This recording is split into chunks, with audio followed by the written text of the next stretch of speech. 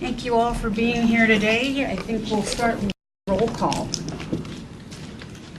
So, Deputy Mayor Beckett. Here. Councilmember Brown. Here. Councilmember DeCoursey. Here. Councilmember Holman. Excused. Councilmember Pelosi. Here. Councilmember Trout Manuel. Here. Councilmember Wells. Here. All right, so we are here for the first of 3 or 4 meetings on the 2019-2020 biennial budget. And Shelley, I'll let you take it away. Okay, great. We're going to be working, you have 2 books. We're going to be working out of the thicker book for book 2. And in your book, you have a memorandum that begins and kind of lays out some of the highlights of the budget. You also have the fund balances right after that and working reserve capital guidelines. Behind the policies, there is an agenda for each of the 3 remaining meetings, and we're meeting today till 4 o'clock, covering the items listed. It's not paginated, but it's in the very beginning. We're meeting again on Thursday, and we're going to start into the general fund as well as some of the other funds. And we'll wrap up on August 23rd. We're going to have a longer session that day, if need be, from 9 to 2. And we'll wrap up with police and administration, human resources, city attorney, and mayor council budget. The most interesting, I'm sure. And after that, we've also included the PowerPoint presentation that we'll be going over and guiding us as we go. To remind you, each book is organized by the director and their oversight areas. And for example, in administration, in book 2, all the funds they oversee, like hotel, motel, housing and community development, the BIA, facilities, multimedia, will all be under the administration tab, just to kind of help you refocus where we're going and how we're going. So if you notice on the schedule today, we're going to do a real brief overview just to go over a few things with you and how we have laid out a lot of the things in this budget.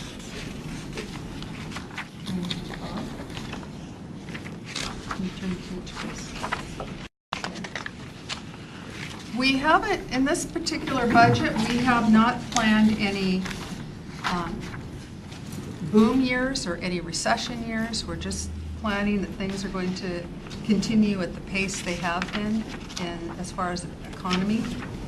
Although we are experienced increased pressures from healthcare costs, labor, public safety, which are the public safety contracts, and also our M&O or Teamster contracts.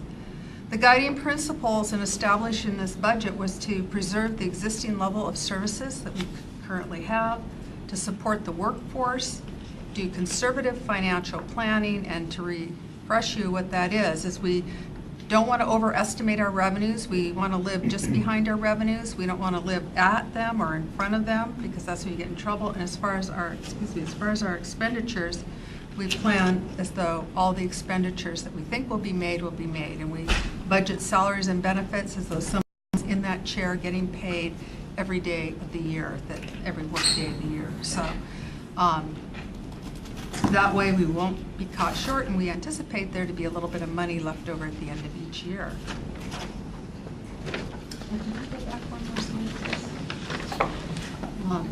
And then finally, we'll end the 2020 within the reserve balance policy for all funds. Okay. Okay, we talked about the 2 separate books. The general fund book includes general fund revenues by type and the expenditures by department and object. Okay. As we go into each department, both budget books will have an org chart. It will have the department overview, kind of, who they are and what they do. We're going to have the accomplishments and the objectives, and that's what we have accomplished on our previous goals, and then and objectives, and what we plan on new initiatives in this 1920 budget book. We'll have some performance measures and some things that we monitor to see how we're doing. We are going to have, then you'll see a department summary or lead sheet by object of the expenditures. We'll show the FTEs within the department, and then finally we'll get into the budget detail line item, which is by account number and all the items, things that are budgeted within each line item. And if it's a capital fund that has capital projects, which would be our utility funds, some of the other funds also will have capital, like capital projects fund, equipment rental. It'll be followed by the capital facility component or the draft component that will eventually show up in the CFP document itself. Both books do include a list of program improvements. It's the same list at the back of the books. There are 28 program improvements and between the 2 years, and I think an addition of 5 staff are recommended.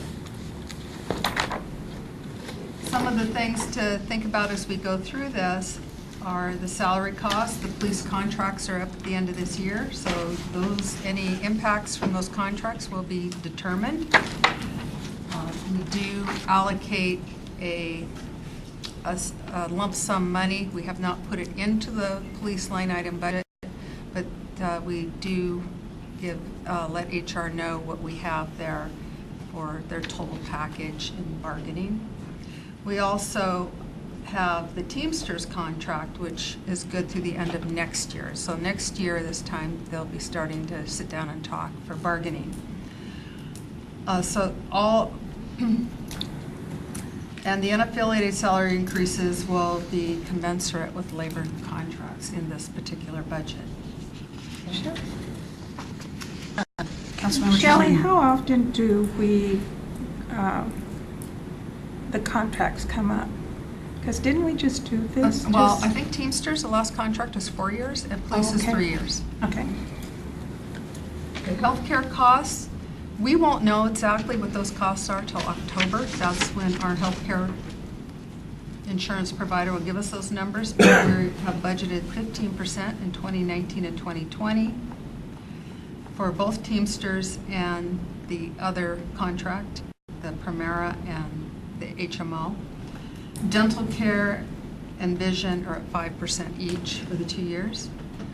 Pension rates, PERS 2 and 3 increase from 12.67 to 13.23 effective for the biennial budget cycle. Currently, we're at 12.67. We did receive notice that the rates are going up on September 1 to 12.83. It's just a few basis points, but PERS, or Department of Retirement System, generally give us about 30 days notice. It's not something that they say we're going to do this, we're going to do this. We receive notice like the end of July. September 1, they're going up. So we don't know, so we put an amount in there. About 5% of that is to fund PERS 1, underfunding. LUF 2 remains the same as it has been currently. For labor and industry, we are self-insured, and we do pay the state a component, and we have a 7% increase year over year in those groups that we fund. So this is a summary of the 28 program improvements that I had mentioned, and you can look through them, and we'll be getting into them in more detail as we get into each area that supports this. So with that, I think that we're ready to go into streets and Public Works, and Public Works Director Ingrid Gao will be presenting the street component. And streets begin on page 143 of Book 2. Book 2? Book 2, the bigger book.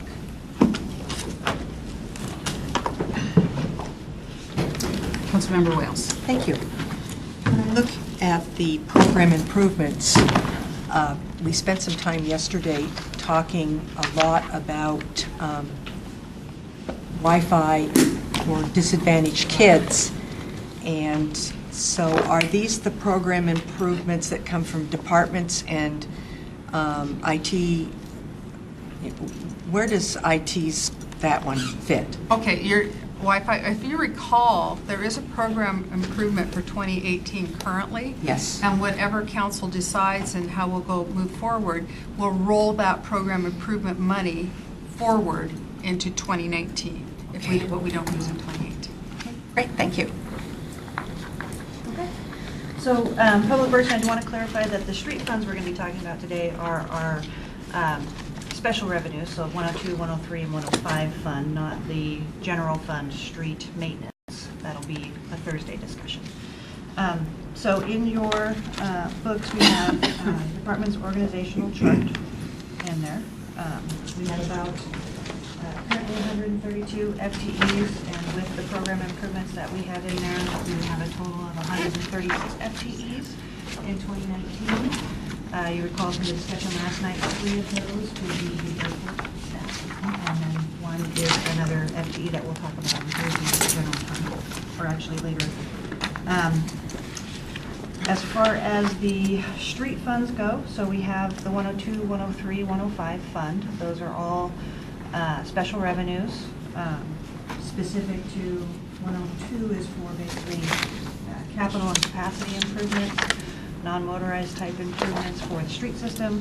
103 and 105 are our preservation funds, so those are specific to both local and arterial streets. So some of the major goals and accomplishments. Councilman, hold on. Well, I can see. Okay, so some of our major goals and accomplishments over the last 2-year period, you may recall that we renegotiated some service contracts with Pierce Transit and King County Metro to continue doing our transit shuttle services for Lakeland Hills as well as for the 910, including adding additional service for the Lakeland Hills shuttle.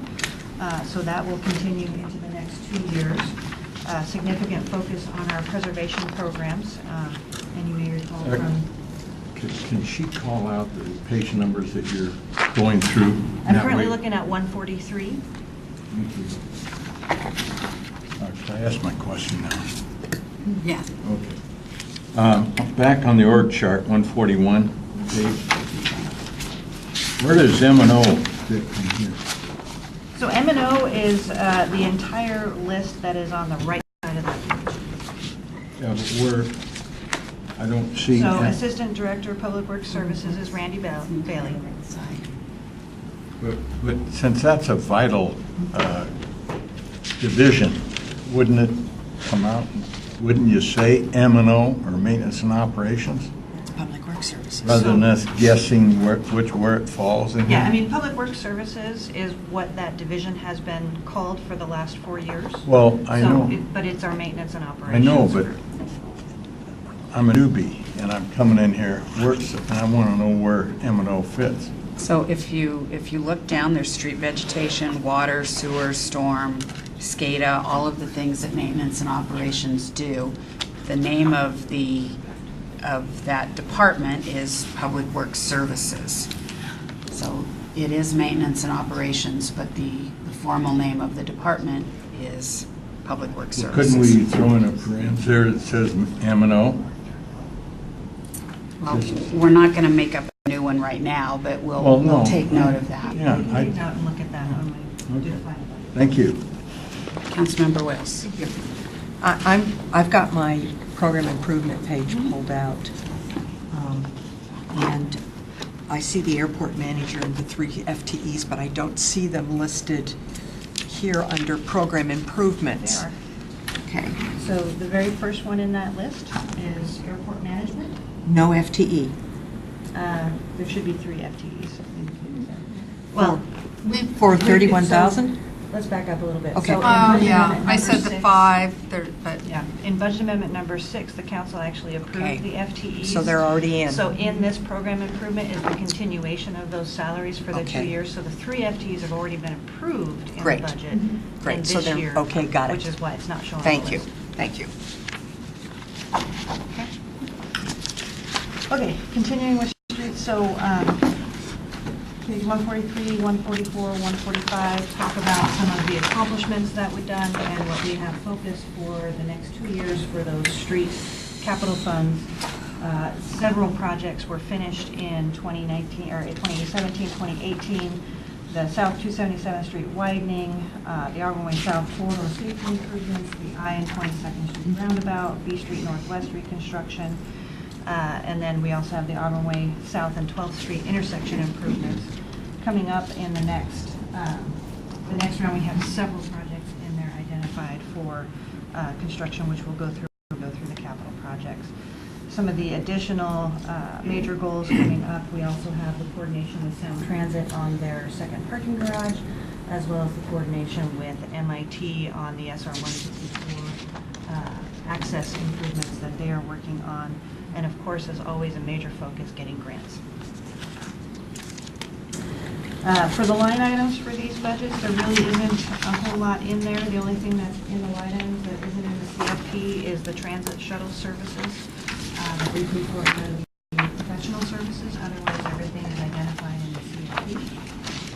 So if we can go to page 153 for the CFP, we can talk through what we have in there for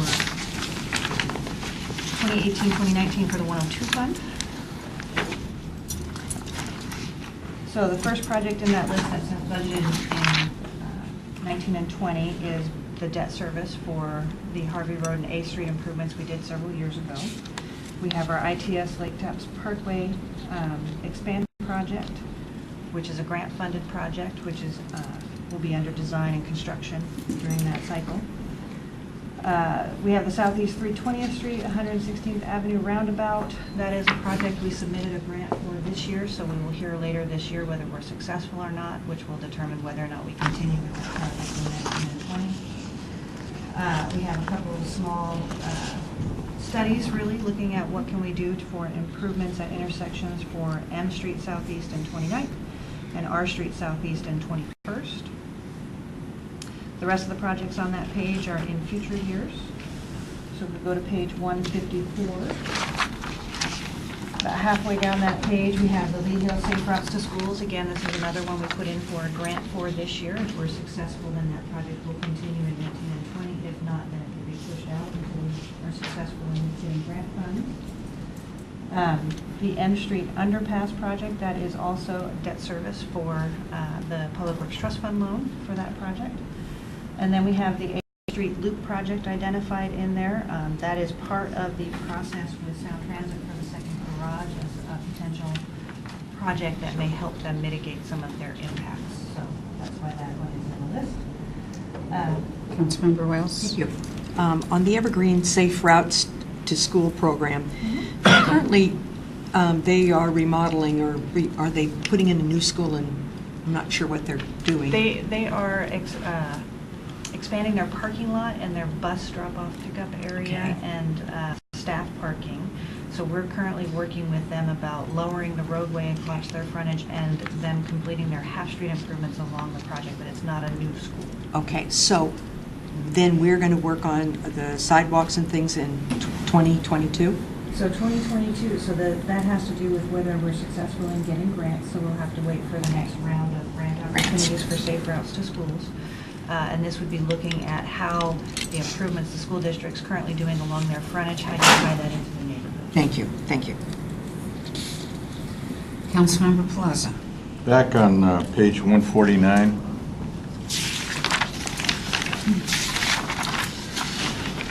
The Metro shuttle increasing 140,000. So the budget that's shown in 2018 does not include the budget amendment that was done at the beginning of 2018 for the increase for us getting additional service for the Lakeland Hills shuttle. So the budget for 2018 currently approved is actually 400,000. So there's no increase for 19. We approved it? Yeah. With the approval of the new contracts with Pierce County and with King County for the service. Thank you.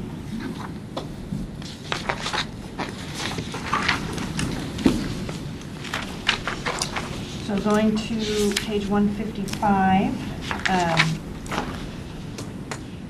we have a little bit of money in place for doing some pre-design work for the West Valley Highway improvements between 15th and Main Street Northwest. That would be something that we would seek grants for in the future, so we want to position ourselves to get those grants.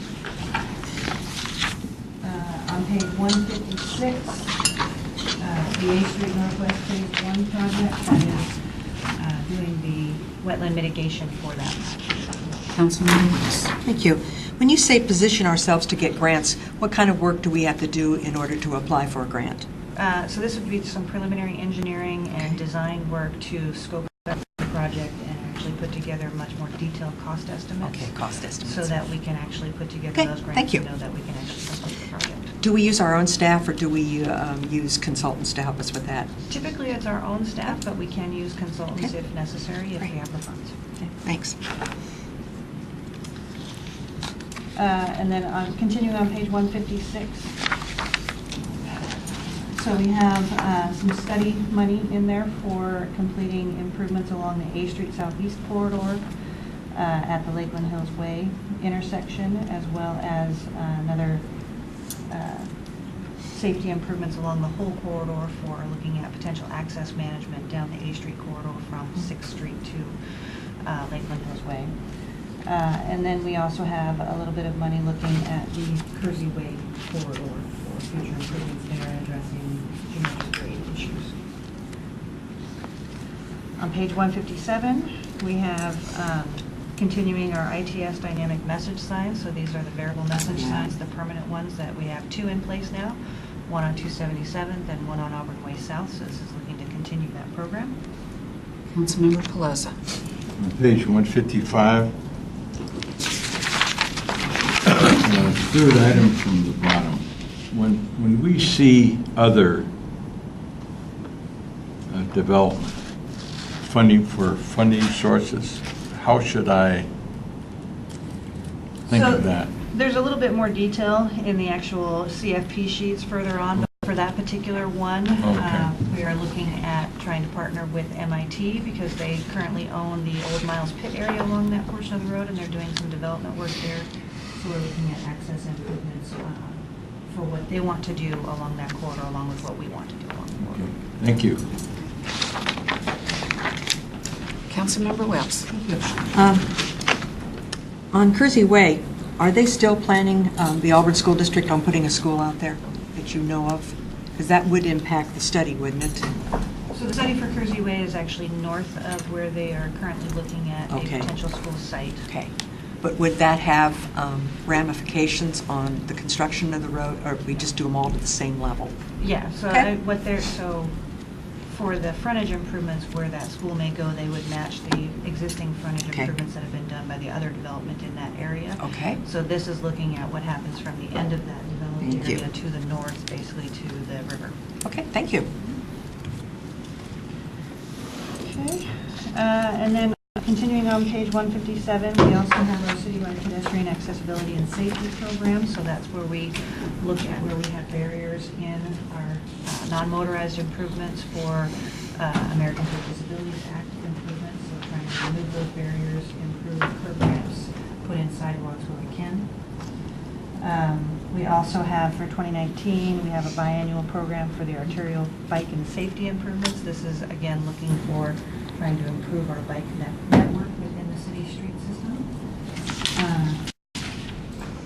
And then we have, in 2020, we have the Downtown Transit Center access improvements. This is, again, in coordination with Sound Transit related to the second garage improvements. And looking at doing some improvements on behalf of Sound Transit to help mitigate some of their. Further down that list, we have the Auburn Way South Poplar Curve safety improvements. So that is also another project we put in a grant for this year. So we'll hear about that later this year. If we're successful, that project will move forward. If not, then we'll get delayed and actually find funds for that. And then the last one on that list is 277. This is basically our mitigation costs, our annual mitigation costs for the mitigation that was done for this 277 project we just recently completed.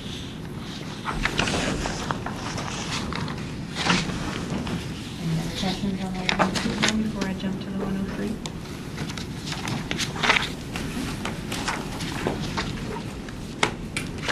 So for the 103 fund, Page 203. thank you. Page 203, the first thing to note there, as has been discussed with several of you already, is the transition from using the sales tax on construction and using REIT funds instead for this program for 19 and 20. So you'll see that in the overall preliminary budget summary for 19 and 20. As far as the program capital improvement, on page 209, this program typically only has one program listed, and that is the local street improvement program.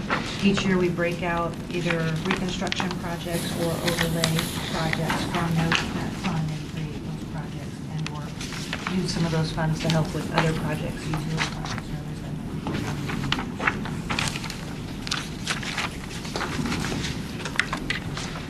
The 105 fund. Councilmember Pelosi. Page 205.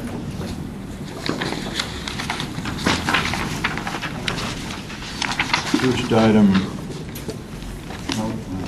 allocate out capital salaries and benefits for 2019.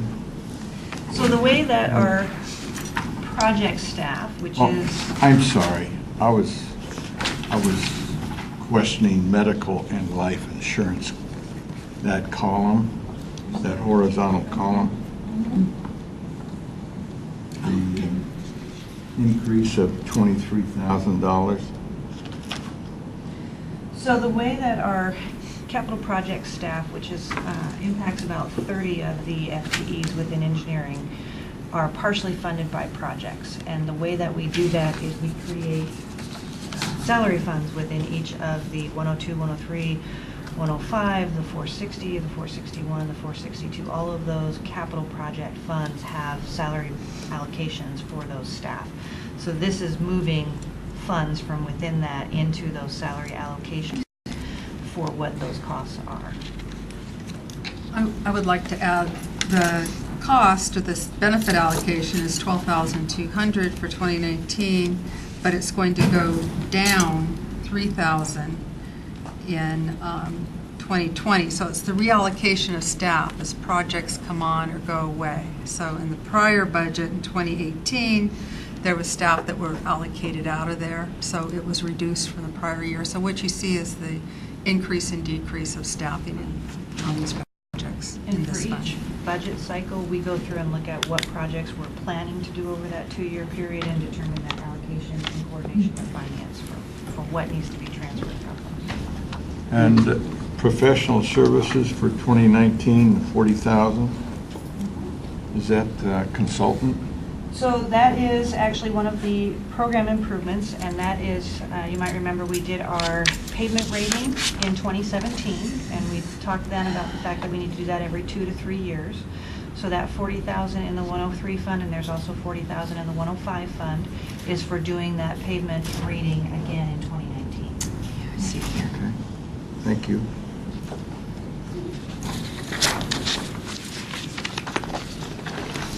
Any other questions on 103 before we go into 105? So 105 starts on page 211. What you'll see in that budget is you'll see a fairly good amount of federal grants shown on this program. We've been successful for the past 4 to 5 years, as well as in 2019 and 2020. And we recently received as well the 2021 grant for preservation for one of the projects we applied for. So we've been successfully getting those. It's not something we can rely on to every year, but 19 and 20 that is helping to fund out this program. So for this one, capital projects planned for 19 and 20, if you go to page 217. Councilmember Pelosi. Page 211. In the 105 revenues, I was talking to someone the other day about we're not getting any more state funds. Is that true? False? In the grant money. So the grant money that's in here is all federal funds. Yeah. There are no state grants. So we don't get any state grants anymore? No. So a lot of the state grants are actually within our 102 fund and funding projects within the 102 fund. For preservation within the 105 fund, the typical grants that we can get for that are through PSRC and the federal allocations there. TIB has an ability to do some preservation grants, and we have applied for one, or will be applying for one this week, actually, for 15th Street Southwest, which is included in the CFP. But that's the only state grant that I'm aware of that has a preservation. So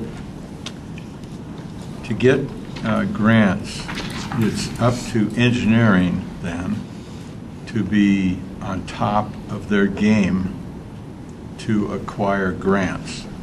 So how do you do that research? It must be dicey, huh?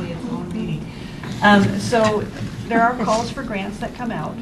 We certainly get those requests and notifications when those grant opportunities come out. We look at the criteria for each of those grant programs, and then we look at our project list to determine, do we have any projects that fit that criteria that will score well enough to actually compete.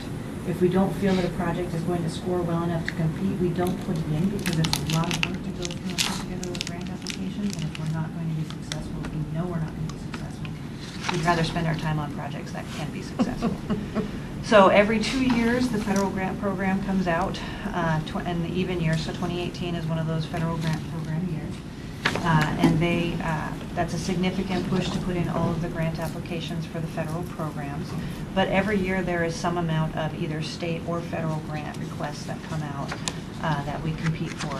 We are competing regionally in all of those programs, and it is getting tougher and tougher to provide the projects that actually meet the criteria for what we can get funded, just because the need out there is growing. As well as our need is growing, everybody else's needs are growing. Thank you. So for the CFP on page 217, the projects included in the 1920 budget, we have a standard arterial street preservation program. So this is where we do our overlays and our patching projects from. We have the annual crack seal project in there for $100,000 each year. And then we also have 2 grant programs for Auburn Way North Preservation that will actually do overlays from 8th Street up to, or 4th Street up to 22nd Street Northeast in 2020. Those are both grant-funded programs. And then we also have our A Street Southeast Preservation in 2019, which is also a grant-funded program.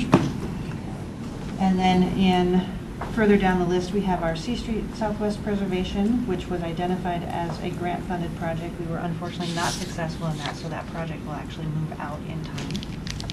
And then the Lakeland Hills Way Preservation Project is the one that we just received grant funding for, so that one will continue.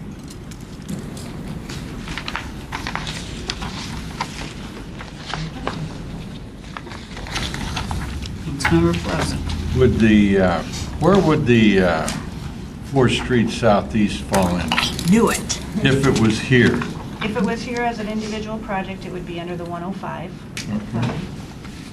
And if you recall from the information we provided before, so that's about 4.6 million total between utility and street funds that would need to be identified. Yeah. Tell me again why it isn't here. So, Take all our money. yeah. So the way that we fund 105 projects, if you look at the page 217, we have the arterial street preservation program. So those are the funds that we have left each year after we have matched the grants that we've received for those years. And so you'll see we don't have enough to actually do 4th Street Southeast in either 19 or 20, or even if I were to combine both of those years. I would need to take about 4 years of that funding in order to fund the street portion of 4th Street.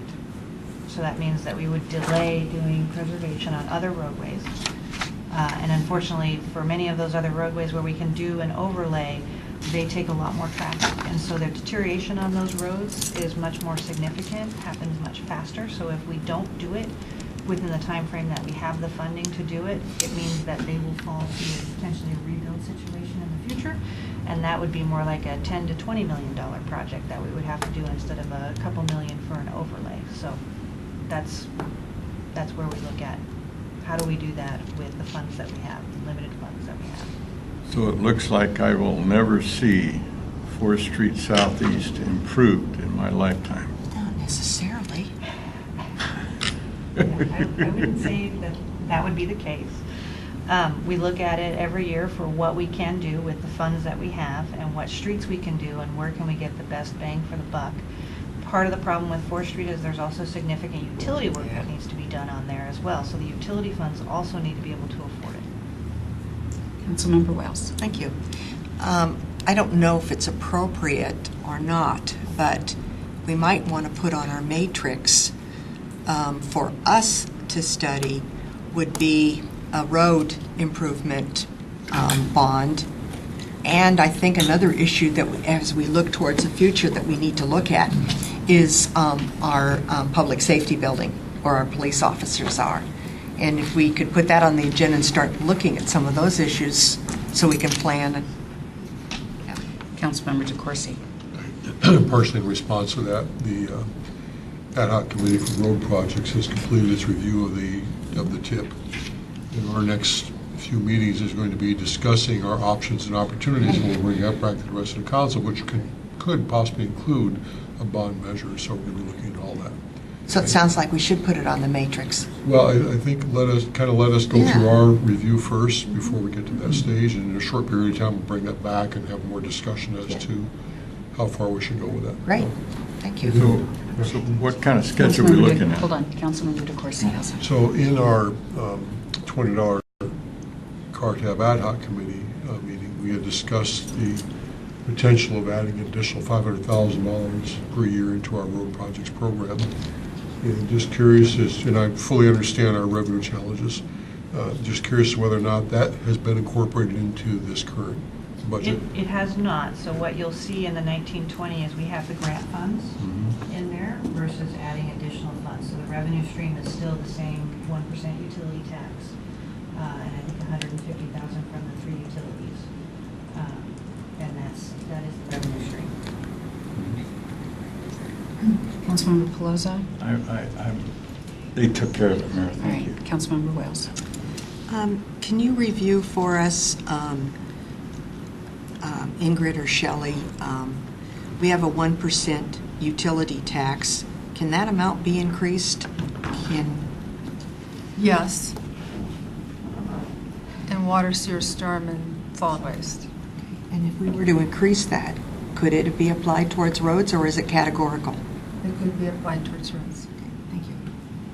So remember, at the budget retreat that council had earlier this year, there will be conversations coming up about your willingness and interest in generating new revenues. So all of those things will be discussed at that time.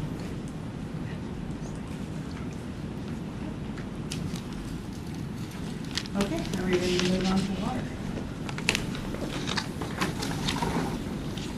So one thing that you're going to see in the 3 utility funds, water, sewer, and the storm drainage fund, as Shelley alluded to earlier, so the way that we are funding finance and HR and legal support services for those funds is being shown, instead of in the salary line item, it's being shown in an interfund transfer. So you're going to see a reduction in the salaries here, but an increase in interfund transfer that basically equates to what you're going to see in those accounts for finance, HR, and legal.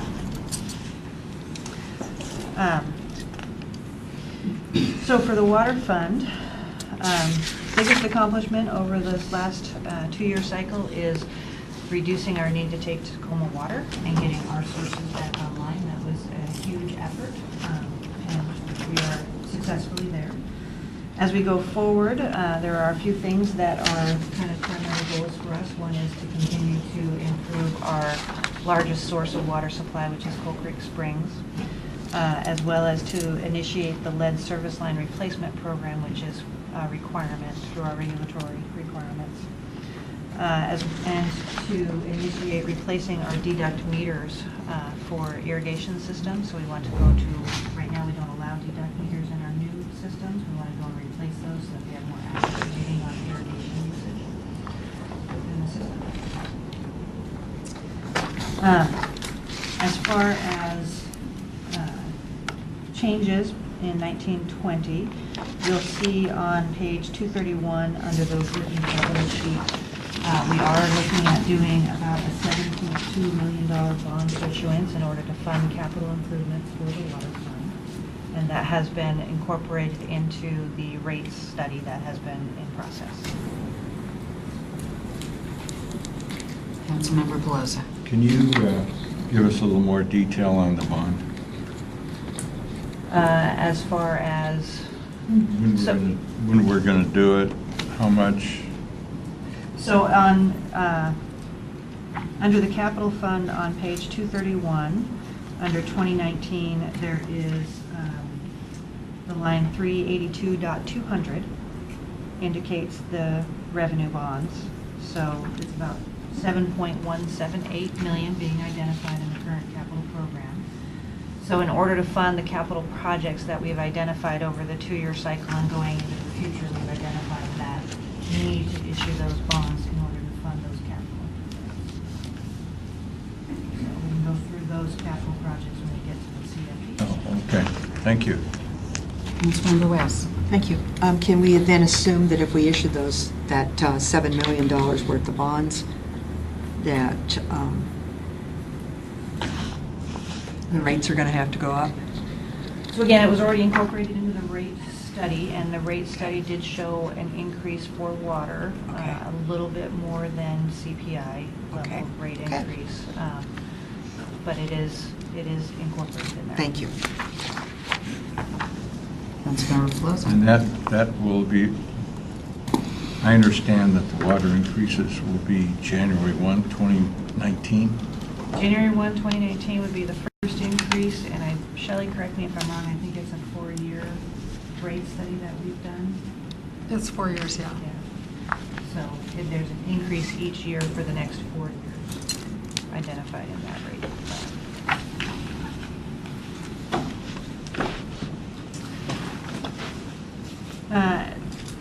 So for the major changes within the water fund, so we are asking for an FTE for maintenance worker within water. This is actually being a new FTE that will go into our street crew to actually do the paving work that is necessary for when the water crew goes and does work on the roadway. So they're replacing a water service or working on a fire hydrant, and they're cutting into the road in order to do that preservation of the roadway, the patching that needs to happen. The street crew actually goes out and does that. So the position is being paid for by water, but it would actually be housed within the street crew and provide that resource for doing that work. Councilmember Wells. So under program improvements, where is that FTE listed? Is it under water where it says MW1C? Yes. That's, okay, with no cost? Because we are utilizing what we were previously paying contractors to do Okay, to fund the in-house. thank you. Okay. So for line items for the water, the sewer, and the storm fund, we pretty much kept them at where they were, made some slight modifications to it, but no real significant increases in any of the line item changes. We are expecting a $1 million reduction in the Tacoma water purchase costs over time. So we also have the payment for Cascade that will begin, or began this year. So unless there's specific line item questions? Councilmember Pelosi. Page 236. The last fund, interfund IS services, change in budget, $138,000. Can you explain that on IT budget? So the reduction of 138,000? Yeah, what created that? So the way, and Shelley might be better at explaining that one. I got it. Yeah. Let me just get to it.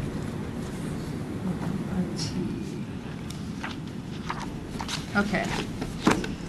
The IT costs are allocated out amongst all the different divisions, and it's based upon the number of computers in a department. It's based upon potential work order costs. Let's see, the number says 70% on the work order expense, and I've just got the percentages here, and the volume, but we have got, what we have is, we've got specialty software in each department, and we allocate out staff.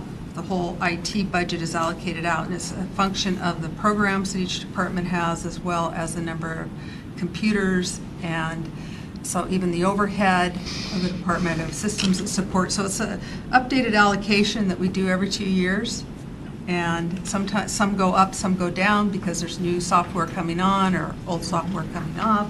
And I don't see it. Ashley, did I summarize that pretty well? Correct, yeah. So just to elaborate, so there's software costs, there's hardware costs, there's infrastructure costs, and then there's staff costs. So all of those go into what Shelley's talking about. They get measured every 2 years against all the different moving parts of each department division. So some are going to go up, some are going to go down. This is just one that would Peanut butter spread, huh?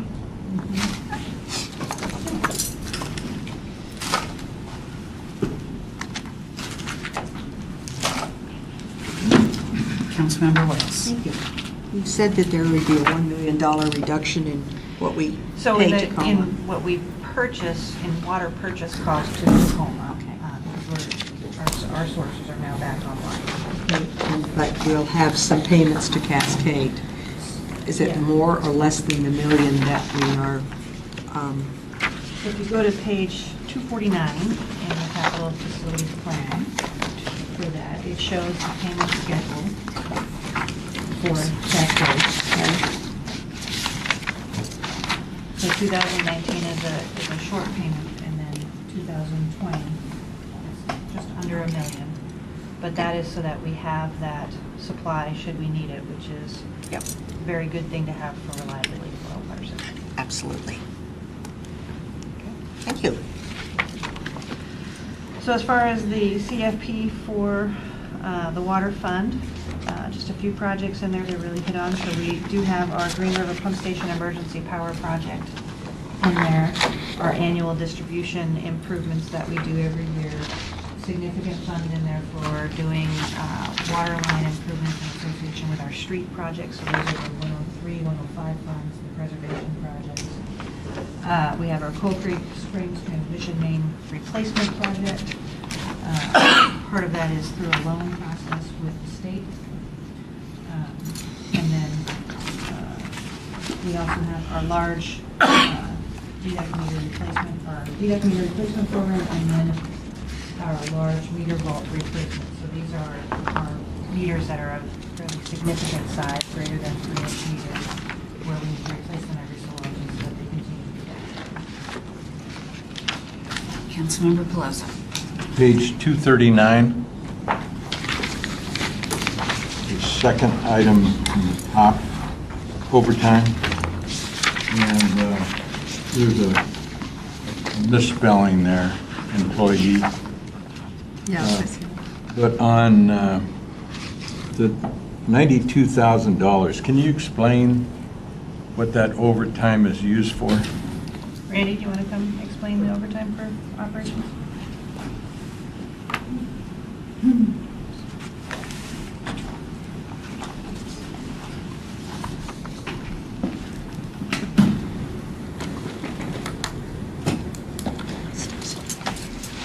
So for the water division, and this is true basically across the board for all of them, all the different divisions that are work through M&O, is the bulk of the overtime is for emergency work, for water breaks, fire hydrants getting hit, those kinds of things. The one difference with water division is that we do schedule a lot of jobs after hours, in the middle of the night, those kinds of things, for businesses that we can't shut the water off while they're operating. So we wait till the evening when they're closed, and then we'll go in and we'll repair their service or whatever it is when they're don't have customers. Thank you. Makes sense. Yeah. And the standby pay, that's part of that. Did you want to talk about that? Yeah, the standby pay, we have 4 individuals that are on duty after hours for all the different divisions, and that's what the standby pay covers. Thank you. It's a negotiated item. Any other questions on water? And we'll jump over to sewer. So, same comment there about the salaries and benefits for finance, HR, and legal staff support for utilities. So you'll see those changes in line items. Otherwise, there really isn't a whole lot of change to this fund other than the capital projects. Main focus has been in looking at our assets and getting our asset management in place, as well as looking at some of our larger pipes and our cyclones to see the condition of those. The focus coming up into the future is going to be looking at I&I for the sewer system, as well as looking at doing some improvements, completing the improvements to some of our pump stations.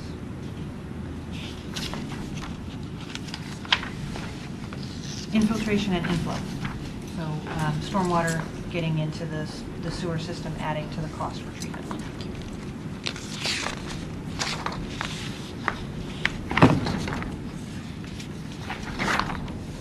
So again, line item changes, there really isn't a whole lot in the sewer system. So if we jump over to the I have capital water. project. Councilmember Plaza. I have a general water question, and I'm looking at page 249.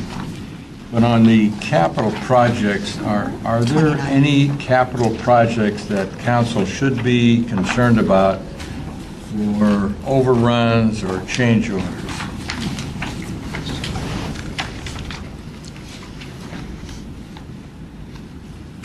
That you were aware of, using your crystal ball. And that's kind of a loaded question because we haven't necessarily did these projects. So we try to make estimates to incorporate some contingencies in those projects. The only project that we're currently looking at potentially making some changes to, I don't know how much it's really going to change the budget at the end of the day, is the Coal Creek Springs transmission main.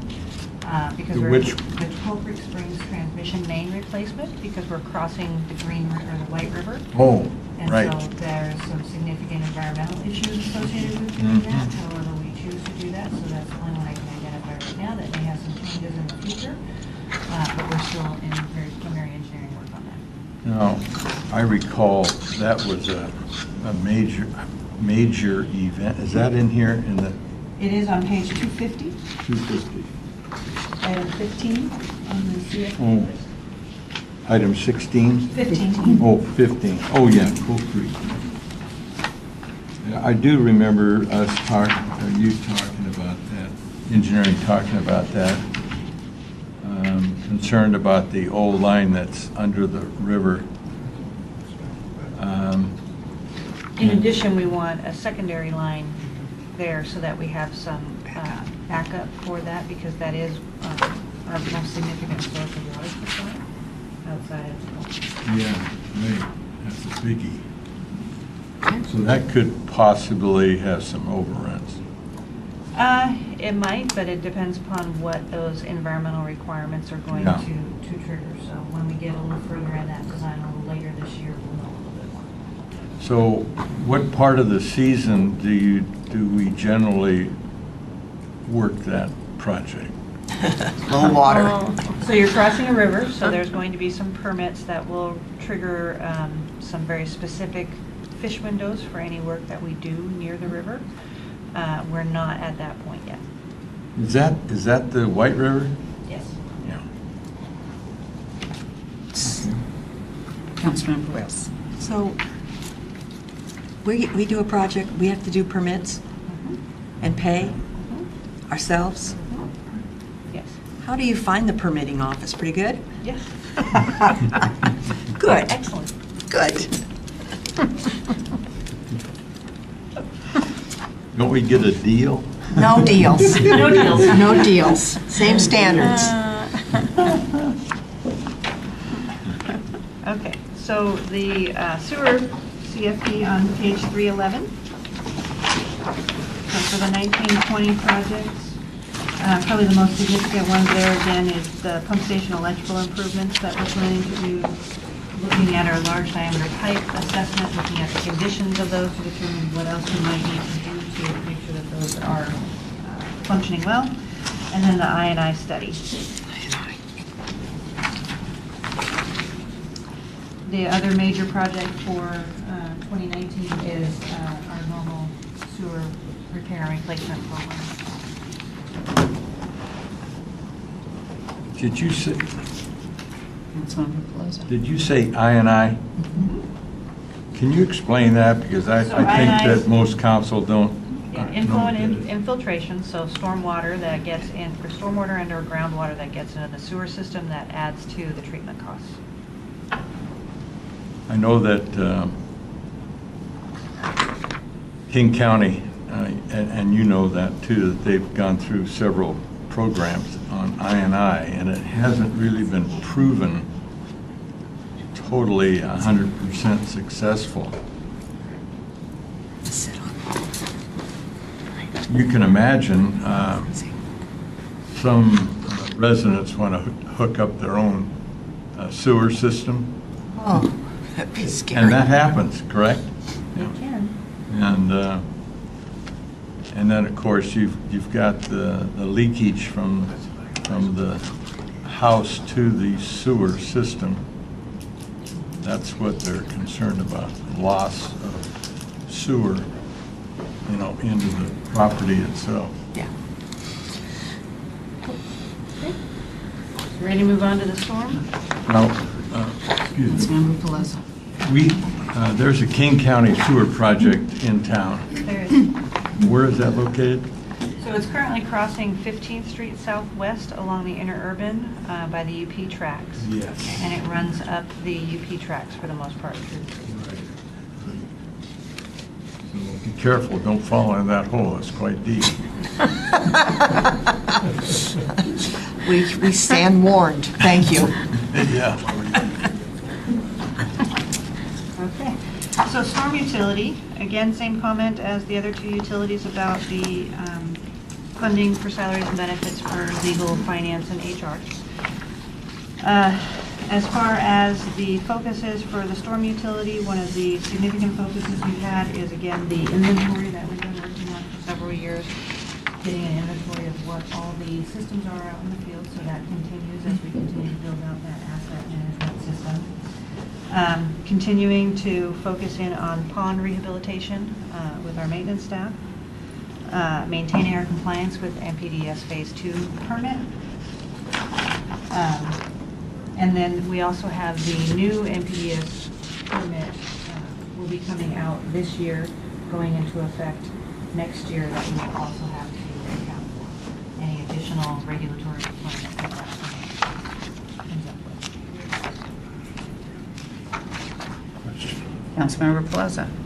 This will be for probably you, Shelley, but the storm rate that we pay, that individual households pay, can you explain the formula on that, and how it's charged? Well, it's determined on what a residential equivalent is and how we calculate that.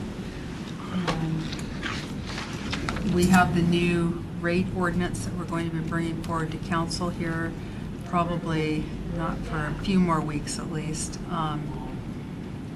It's the residential equivalent based upon our flows. Based upon what? Our stormwater flows and what it costs to treat. We come up with an equivalent. What does that mean to me as a resident? Well, it's a flat rate that you pay for your house, regardless of how much impervious surface you have. So is it based on square footage or what? There's a standard average national or area square footage that is used. They figure a single-family home has X amount of impervious surface, and it's an average that is used. I don't know if you know what the national, if we use national or area. What is it, Lisa? 2,600 square feet. That's But it's an average. That's just the average home. So if I have a 1,400 square foot house, I pay 2,600? Would you- You pay the same rate as someone who might have that much or more. Yeah. Oh, But good. it averages out across the city. But you have driveway too, Yeah. and parking, the garage. Sidewalks. Hmm. Councilmember Wales. Thank you. Shelley, and the rest of you, maybe you can refresh my memory, but a couple of months ago, I think it was King County, was going to assess us for the unannexed places, and So- where did that debate end So up? Lawsuit. they They lost their currently lawsuit. had a lawsuit with the water and sewer districts, Mhm. and they lost on summary judgment. So they can still appeal that decision, but at this point, we Okay, great. consider it kind of. Good, thank you, thank you. Okay. So storm, again, not a whole lot of changes on the line items for storm, staying fairly consistent with previous years. For the CFP on page 351, significant expenditures are obviously our repair and placement program. We have the vegetation sorting facility that we would like to get in place, and then the hillside drainage assessment projects. This is basically to address issues where we have potential risk on hillsides. Councilmember Brown. Yeah, could you talk about the vegetation sorting facility? Yeah, so a lot of what you're doing in storm drainage is you're dredging ponds, you're dredging ditches, that's wet material, contaminated material. So one way to reduce our disposal costs for that material is to actually use a vegetative sorting facility where basically you're spreading that material out, letting it dry, sorting out the debris that's within it from the dirt that's within it, so that you can actually better dispose of the materials that you're pulling out of the ponds and the ditches, which reduces our costs for that disposal. So there's some benefit as well as potential for reusing some of that material in our own projects for, let's say, topsoil or other things. Composting. Yep. Councilmember Wales. So is that listed as a new program addition on this page? No, that has been in the CFP for a couple of years now. Okay, okay. It sounds like a great idea. The trick to this is finding the property large enough for them to actually be able to do it. Dry it all out.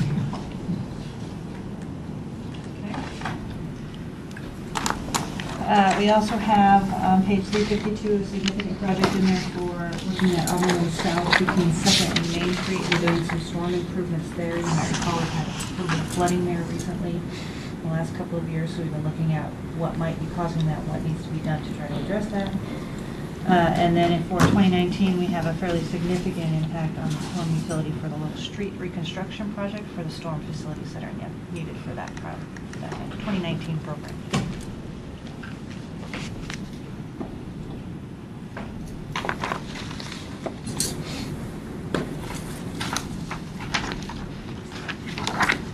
Okay, so the sewer metro utility fund, this is really just a pass-through fund, so it's the fees we collect on behalf of King County Metro that we then pay to King County Metro.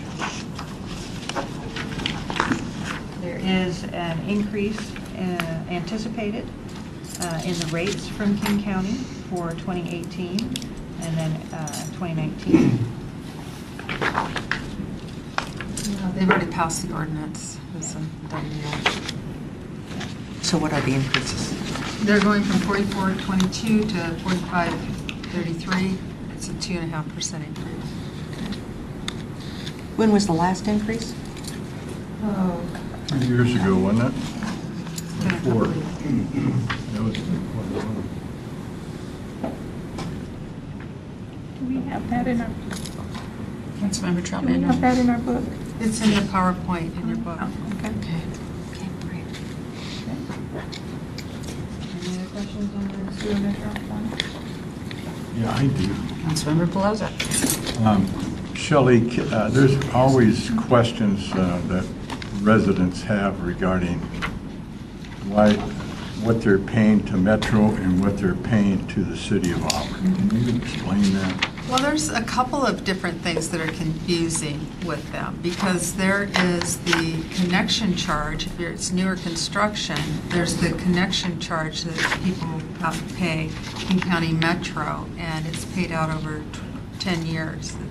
And then on the billing for the maintenance and operation, there's the Metro piece, which is for sewer treatment, and then there's the maintenance and operations piece, which is for Auburn. So we do not bill the capital connection. That is billed from King County, but there is confusion on that. So for maintenance and operations, there's two components on our bill. One is for City of Auburn sewer, and then there's one for King County Metro, which is right now this $44.22, and that's for treatment. So it's identified on the bill, This Metro sewer. which is Metro and City of Auburn. There's city sewer and Metro. Yeah, I'm still on septic, so that's why I was querying that.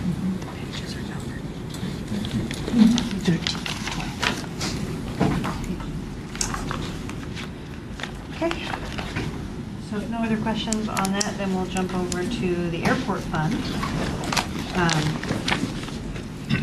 So the major things there obviously are the management strategy for bringing that in-house.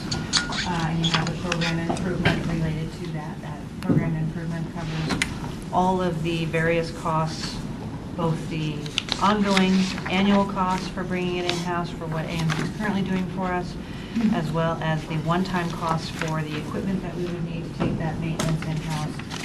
And in 2020, it also includes the purchase of a Jet A fuel truck for the airport to actually start doing its own Jet A fuel. So with that improvement in there, you see that there is an overall increase each year, but that is because of those one-time purchases. So the actual annual amount for regular annual operations is about even. It's about 8,000 less in 2020 and about 23,000 less in 2020.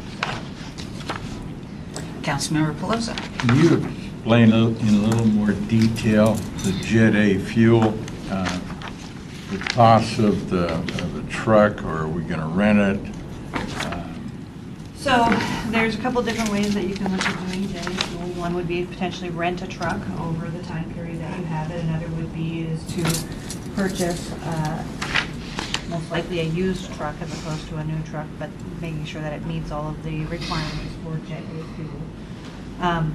For Jet A fuel, doing a full tank installation is probably looking at somewhere from $200,000 to $400,000 to do that, versus the purchase of a truck or lease of a truck, which can be anywhere from $25,000 to $50,000 a year, depending upon how you do it. The leasing of it is probably more costly than purchasing. And what's the timing on all this? So it's included right now in the 2020 budget year in the program improvement. Keep in mind that the airport runway probably will not, even if we move forward with that construction, the construction would not be completed until 2020 because we are not in the budget cycle for FAA's funding. We have to wait till next year for FAA's funding for that runway anyway. Oh, so we can't, it's like cart So ahead of chicken the before horse. the, which is it? Do you Okay. build the runway, do Yeah. you bring in Jet A So fuel? the FAA is what holding has us up. delayed all this. For the runway enhancement Yeah, project. yeah. And then the Jet A fuel is behind that. Yeah, the temporary situation, we currently have the agreement, the licensing agreement with Cascade for them to be able to do Jet A fuel for their customers on site, and they are in the process of getting that up and going. So temporarily, for what our current tenants' needs are, we've addressed that. What we don't have is that transient who needs it every once in a while. And the reality is that trying to serve the small transient population we have for Jet A fuel is not cost effective for us to have a truck there today until you extend the runway. Councilmember Wells. So the long-range goal would be to build up the market, and then at such time when the market, where it's cost-effective, then we would do the underground Then you would put in the permanent one, but even with a permanent installation of Jet A fuel, you would still need the truck because you're not going to want to mix those larger jet planes with the smaller planes going to the avgas. So they either need to be two separate facilities in different locations, or you're still going to need the truck to get to those other planes. Okay, great. Thank you. Councilmember Pelosi. I brought this up several months ago when Dan Hyde was attorney, our attorney, and that was, are there any legal action that we can take against the FAA for their delay? And I never heard back on that. And my answer to that would be no, because this is all about how it meets the criteria for the AIP funding. So there's going to be an update for all of you on the airport runway on the 27th study session, and I'll have some more information about the runway stuff. But at the base of it, even though we have a master plan, even though we have an EA, none of those committed the FAA to saying you can build that now today. So the problem that you have with the AIP funding is you still have to meet the criteria for justifying the expense of those funds today with the aircraft that we have at the airport today. And that's where we're running into the problem. But I was under the understanding that the FAA management had already approved it, and then there was a new group that came in and they said no. So the FAA has approved the master plan, and they've approved the EA, the environmental assessment for the runway. However, both of those have language in them that basically says that at such time as it's justified, it can be funded, but it's not necessarily saying it's justified today with the current aircraft that are at the airport today. So I think that our legal should look at that again. I have looked at that issue because I was aware of it, and Ingrid said it in much more plain language than I probably would have said it. Okay. But to echo her brevity, just because the FAA approved the plan and the EA doesn't mean that they have to or are required to approve the actual extension, and there's no cause of action the city has against them for not doing it. Thank you. You're welcome. Okay. So obviously for the airport, some of the main focuses as we go forward is that runway enhancement and the Jet A fuel, the airport strategy, as well as incorporating the information we got in the facility condition assessment this last year into what we do for a maintenance program going forward, so that we can try to maintain our facilities and keep them from getting to the point where they need to be replaced, or understand when they need to be replaced and what that cost is going to be in the future, so that we can start planning for those costs. So the working capital budget on page 381 incorporates the program improvement of bringing that into in-house management. So you'll see the costs both on the revenue side as well as the expenditure side increase. On the revenue side, right now AMG is handling all of the avgas fuel sales, so that would actually come into the city. So that's where you see the significant revenue increase in there. And then obviously on the expenditure side, we also have the cost of the fuel and everything else that plays along with that. So that comes to about a $30,000 difference in increase in the overall budget for the airport.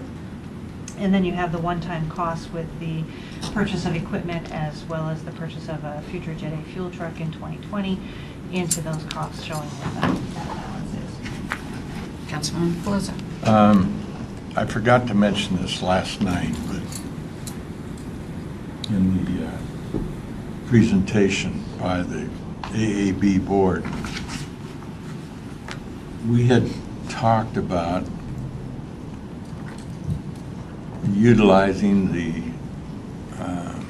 FTEs that are on board at the airport right now. Is that still being considered? So the way that works is we'll put out the positions, Okay. and they can apply for those positions, and then if they're successful, they would be hired, but they have to go through that process. But that would, to me, that would be a real necessity to grab a hold of them, because they know the airport operation, et cetera, And if we bring in a manager into the city who knows zip about the airport operation, it would really be a good transition coup Well, for the and so city. some of the concerns that you're raising there is why I have also built into that decision package some funds for paying AMG for support during that transition so that we can transfer some of that knowledge that they have from 14 years of managing the airport Right. to our new staff so that it's not just going to be a complete, January 1, we're done with AMG and they're on their own. There's going to be some transition to that. Right, and I hope that the council understands that because we don't want to start from scratch with new employees out there.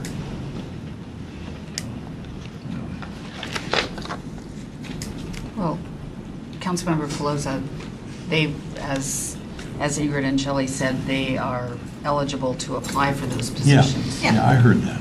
Yep, thanks, Mayor. Councilmember Troutman. Why is that revenue less expenditure highlighted? Where are you?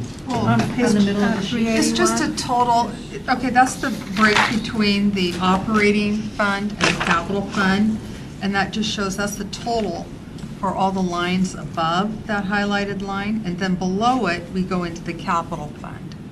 Oh, okay. Well, we got the working capital changes, but then it's just it's a total, revenues less expenditures, like the income statement. Because now I see that it's down below. Yeah, the capital's down Okay. below.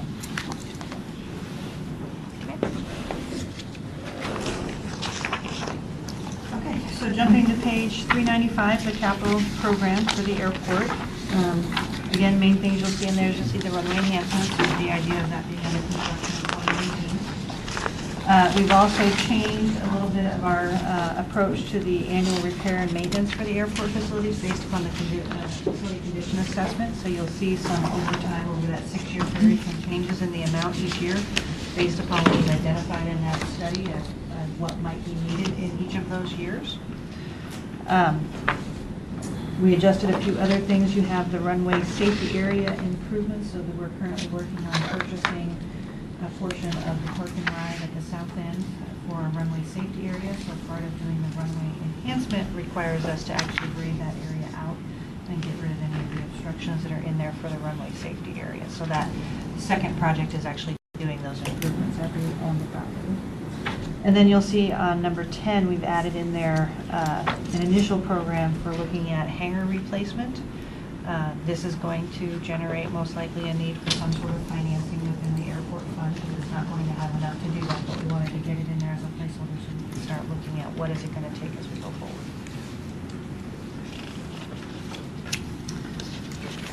And then the last one in there is the west side preliminary environmental permitting. So as we look at the west side of the airport and that has significant wetlands on there, getting to understand if it were to be developed, what would be the cost of the permitting necessary to do that, and try to get a better handle on that so we can look at marketing that side of the property better. Councilmember Pelosa. All of these capacity projects, beginning on page 395, some, extending from 2019, 2020, 21, 22, 2023, 2024. How are these prioritized? So, I mean, the CFP is not necessarily a prioritization of the projects. We put together the list of projects that we believe can be funded over that 6-year program, and then we work with finance to look at what revenue streams do we have for each of those, and when and if we need to do financing. Is safety considered in this prioritization? Sure. I mean, the runway enhancements are at heart a safety improvement project, as is the RSA improvements, which is why FAA is willing to push so hard to get funding for both of those projects and for helping us purchase the King County Park and Ride. I'm looking at item 6, precision approach path indicator for runway 2022. So that obviously, to me, looking at this in print, it's not that serious. So So the precision approach path indicator is not as desirable for our users of the airport as the weather system would be, which we're currently working on putting in as kind of a temporary solution for the weather system out there, which is much cheaper than a full-blown AWAS improvement. But we have, so you have the runway, you also have to balance that with what the facility needs are, because at the end of the day, the revenue for the airport is the tenants. And if we don't have hangars for those tenants, then we don't have revenue. So if we let the hangars go to a point where they start to fail, then we start losing revenue. So we want to avoid that. So there's a balance between the safety for the airport itself, the runway itself, and what we do for the facility improvements. I understand that, thank you. Have we conducted a survey with the tenants on some of these items? So, yeah, so the AMG just did a tenant survey this last month that had some questions in there about facilities and other things, and where they thought we were at in quality services. And was that received well by the tenants? Well, I mean, their responses were as you would expect. Some are fine with current conditions, and a lot of them think that we need to make some improvements, so. Okay. Thank you.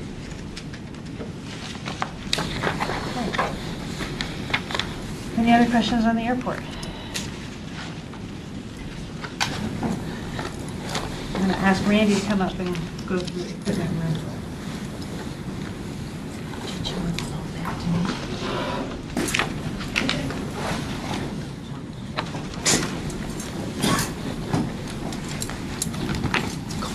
Okay, so we start on page 409. We talk a little bit about the major goals. Some of the things that we would like to continue on is the investigating of the replacement of the fuel system and some options that go along with that. That's been in the budget for a couple of years, but we're in the position now to get further into that.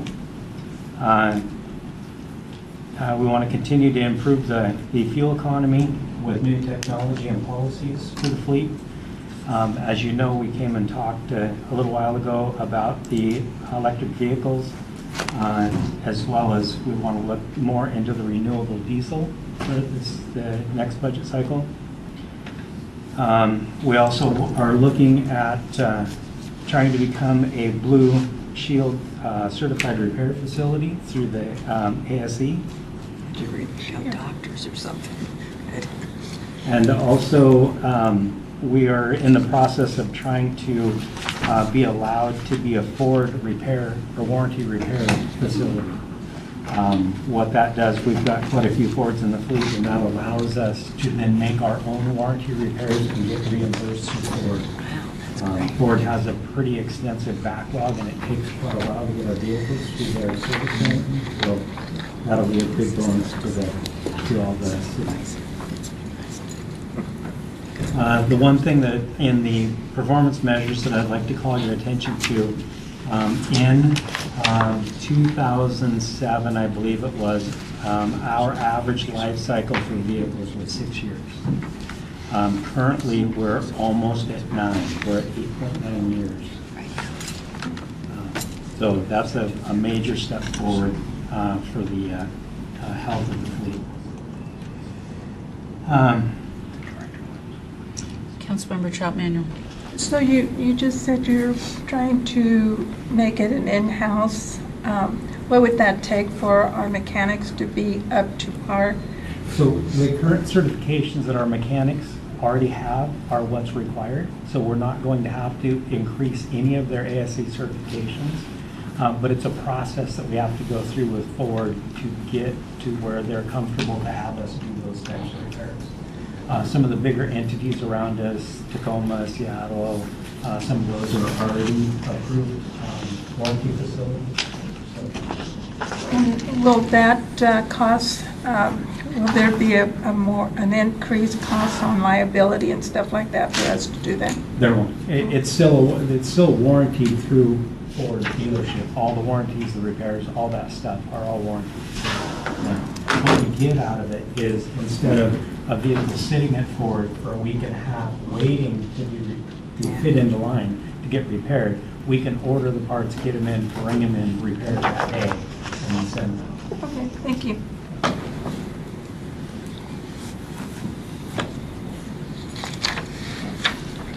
Kind of similar with the rest of the utility budgets.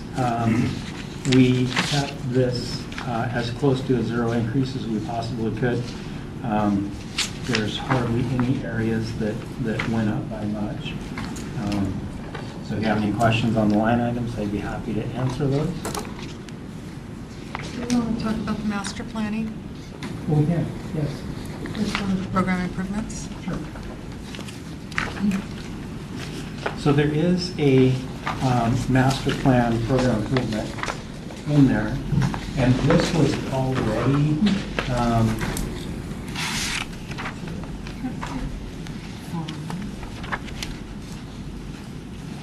This is something you've been carrying forward in your budget every year for the last several years. well, yeah, we put it in last budget cycle, so it's been in there for the last 2 years to do a master planning for maintenance and operations. When we got together as a group and started discussing our way through the budget, we thought it appropriate to actually expand that and include police in that, as well as City Hall and the annex, to actually hire a consultant to come in, walk us through the process, kind of look at how we're currently utilizing, maybe give us some suggestions on that, as well as give us some ideas on what we would need a few years down the road for all of the facilities, and kind of help us plan through that budget process. So currently it's in there for $125,000 each year for 19 and 20. The details on page 527 of the program improvement, and then it actually budgeted the 328 fund, which is under finances. Yeah, it's REAP 1 money, which is real estate excise tax 1, using the funds for facility planning. So is this a program improvement? Yes. Great, I love it. Yeah, because we've included the police and, yeah. That includes courtrooms. See that. So the other, sorry. Councilmember Plaza. On page 413, 413, right in the middle, other fringe benefits, uniforms. Yes. How do you use uniforms? Oops. So uniforms for fleet, they're a little bit different than the rest of the group. The bulk of that uniform is coveralls. They do get shirts, they get boots, those kind of things, the things that they would wear and use in shop. I think it's important that the clothing that they wear out in public are identified by the city of Auburn. Yeah. Absolutely. So we do have a policy in writing. So with the mechanics, they're basically in coveralls, and they are a city logoed coverall. But the employees that work out in the public, we supply them with boots, shirts, sweatshirts, coveralls, jackets, and they're all city logoed. And what our policy says is that you must wear a city logoed garment as your top layer at all times when you're out in the field. That's good. I would think that that cost here would be higher. So it looks pretty. Well, for each budget, so in water, sewer, storm, drainage, You have the street, same. they all have their own line item. Gotcha. Thank you. So the one last thing I want to make sure and call to your attention, in case you have any questions, is page 423. And this is our capital outlay for machines and equipment for the next 2 years. You can see on page 424 where the totals are, is we've got 1.1 in 2019. 1.1 million in equipment.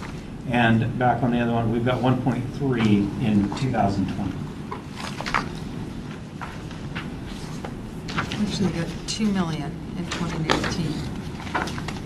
Oh, I'm sorry, I was looking at change of budget. Thank you, Shelley.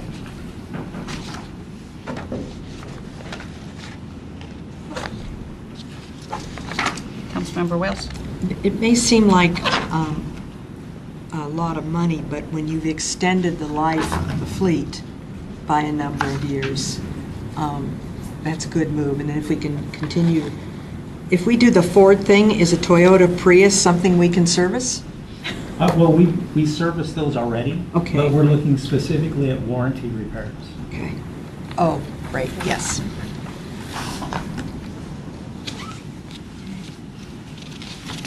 Councilmember Pelosi? So when we buy a Ford product, do we get pretty good discounts?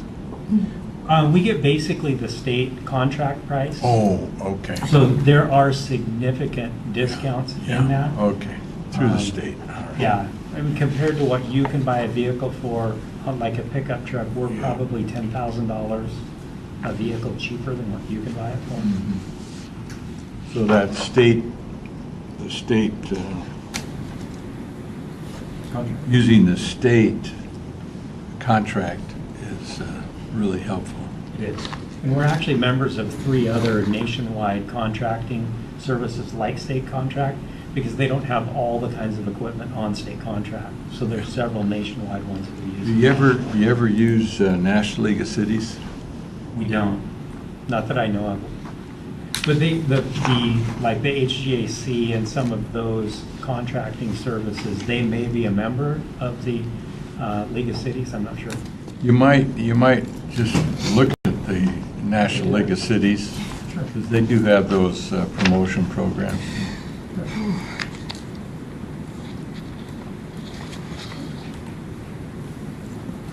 Deputy Mayor Baggett? Quick question, just for memory refresher. What about the Chevy Volt? Were we buying Chevy Volt with a B. B? Yes. The Volt is a gas over electric, and the Volt is It's the 100% Volt, electric. yeah. And where were we buying those? Those will actually be coming through Chevrolet, but through state contract. This year? Next year. Next year, Yeah. that's what I thought. Councilmember Troutman? Is that in the book? No, because those are replacements of vehicles. Okay. So they are listed in here. They're not but- listed as what vehicle you're actually purchasing to replace them? Correct, it's which ones are being replaced. Isn't it the Priuses that you're going to Yes, use? so 3 of them are Priuses, one is the legal, Chevy Cavalier. yeah, there you go, Chevy Cavalier, and then we also have one Ford Escape. Yes, it's in the pool. So the first 4 under equipment rental, and then the one with legal.